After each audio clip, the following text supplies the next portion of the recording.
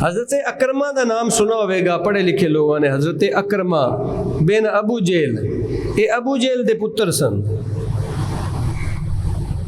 और अबू जेल के बारे में आप जानते हैं कि मुसलमानों का बहुत बड़ा दुश्मन था, बहुत बड़ा दुश्मन। यानी यूँ समझ लें कि नबी करीम सल्लल्लाहु अलैहि वसल्लम को इज़ा देने में, तकलीफ़ देने में सबसे पेश पेश दुश्मन खुदा भी था, दुश्मन रसूल भी था। हज़रत अकरमा का बाप भी था।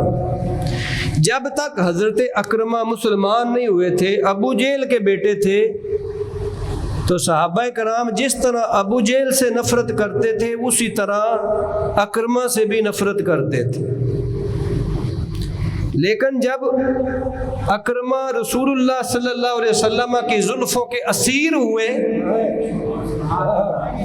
तो वही सहाबा जो पहले नफ़रत करते थे अबू जेल दा पुत्र होने की वजह तो, वही सहाबा आपको अपना सबसे प्यारा जानने लगे।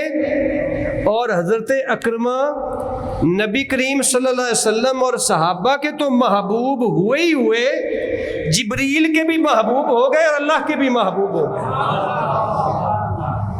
क्यों भला? इसलिए कि निस्बत बदल गई, निस्बत बदल गई।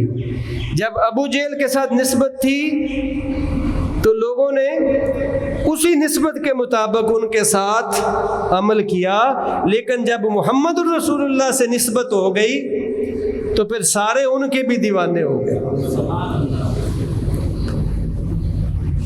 तो पता चला कि निस्बत जो है ये फ़ायदा भी देती है और नुकसान भी।